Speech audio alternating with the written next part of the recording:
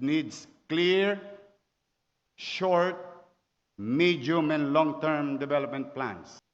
Ibabalik natin sa Bureau of Permits. Lahat ng viewers ng Rochelle Anting vlog, please do subscribe and thank you for all your support. Toitso, ingat. Manila is indeed the tapestry of beliefs. Pangpito, we are the mega Manila's food pantry. In the likes of Divisoria is one giant commissary at night. We are the keeper, the nation's memory. Intramuros is the rampart of our glorious past. Luneta is ground made hallowed by our martyrs. Our museums are the vessels of our rich heritage. We are also the shopping mecca in the Philippines. From Binondo, Quiapo, Divisoria, Triangle is probably the world's biggest bargain heaven. We abound in human capital. Ang Manileño ay malikain, madiskarte, edukado at porsigido sa pagtataguyod sa kanyang sarili. Napakaganda po ng ating mga vital signs or statistics. Let us capitalize on this. These are the strengths to attract visitors and investors. Increase the productivity of our residents and become more resilient and progressive city. As like in the old days, especially noong panahon nila Mayor Lito Atienza nung kabataan niya, sinabi, where Manila goes, the country follows. If I may borrow that statement from somebody else. But Mayor Lito Atienza and I believe na yun talaga. Ang muka ng Maynila ay muka ng bansa. As Manila rises, so does the nation. Hindi lamang po slogan ang Make Manila Great Again. Isa po itong pangarap, platform of government. At tulad ng platforms of government, it needs clear, short, medium, and long-term development plans. Kaya ngayong araw na ito, ipahapyaw ko po sa inyong lahat at 10 ng ating mga mamamayan. Ilalatag ko sa inyo ang direksyon na ating tatahakin sa mga susunod. I hope God will allow it. Susunod na 10 taon natin sa lungsod.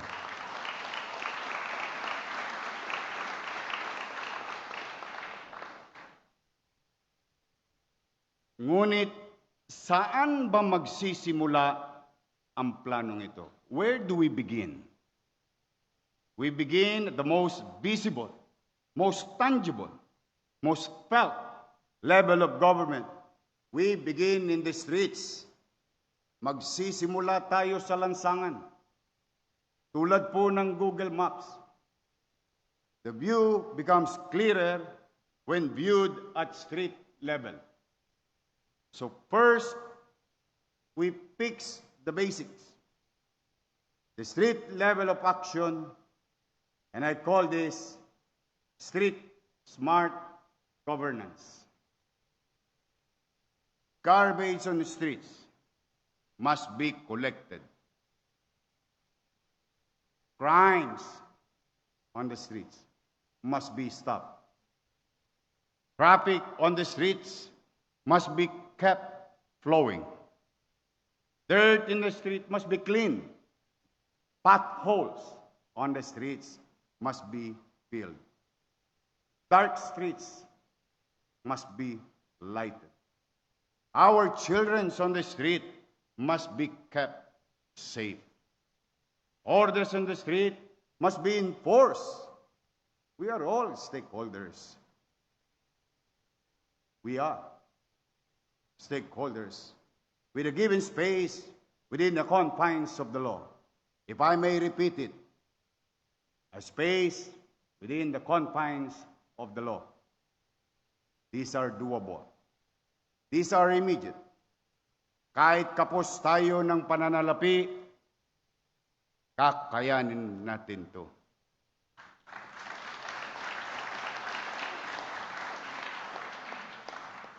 Pero, mind you, hindi lang po lansangan ang dapat nating linisin.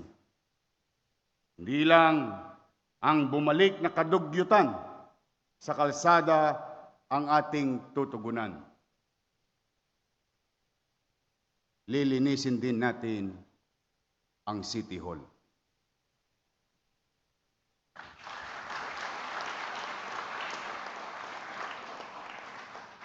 And that begins with the courage to do serious housekeeping, starting with getting our finances in order. Ito po ang big picture ng finances ng City of Manila. The city finances are in ICU.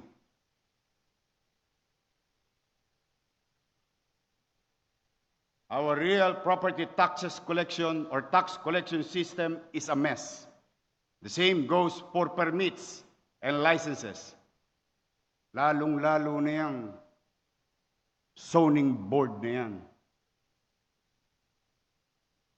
It appears that City Hall has more leaks than the Titanic. Kung inyo pong matatandaan, at ipaalala ko sa inyo, bagay na kayo'y naging bahagi din ito nung panahong kayo'y pinamumunuan ko ng nakaraang termino. Philippine Chamber of Commerce and Industry gave recognition to our effort bilang most business-friendly city noong taong 2001.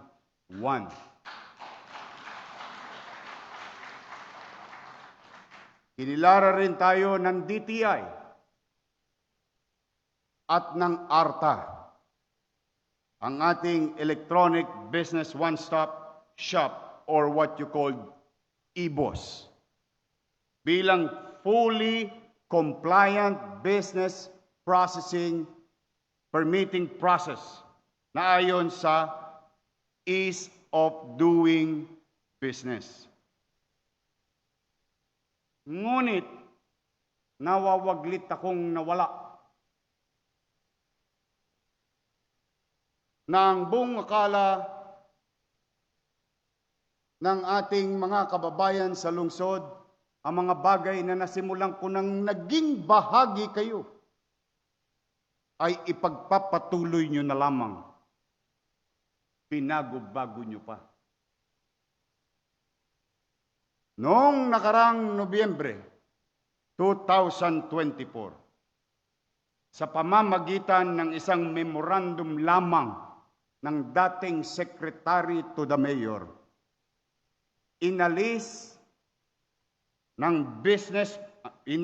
ang processing ng business permit sa opisinang itinalaga ng batas na dapat na may saklaw nito. Alam po ba ninyo ang ginawa ng Secretary to the Mayor? Lumikha ng isang grupo under his watch upang siya ang mag-process ng business permit application sa lungsod ng Maynila. Dahil dito, marami tayong natanggap na reklamo ukol sa mabagal na proseso. Sa ating datos na nakuha,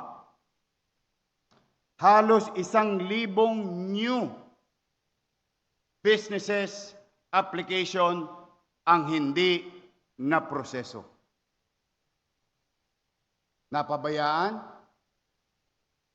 o pinabayaan? Ang masakit pa po nito, may ibang mga negosyanteng umalis at inilipat na lamang ang kanilang negosyo sa ibang syudad. Ang isa pang masakit na katotohanan, may mga negosyanteng hindi tumuloy ang kontratang pinasukan dahil sa katagalan ng pagpoproseso ng kanilang business permit. Napabayaan? Pinabayaan.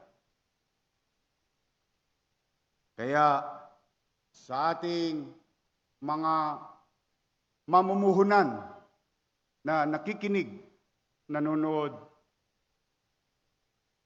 ito ang direktang mensahe ko sa ating mga negosyante.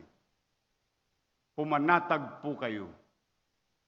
Ibabalik natin sa Bureau of Permits ang kanilang mandato upang muling maging mabilis ang proseso ng permit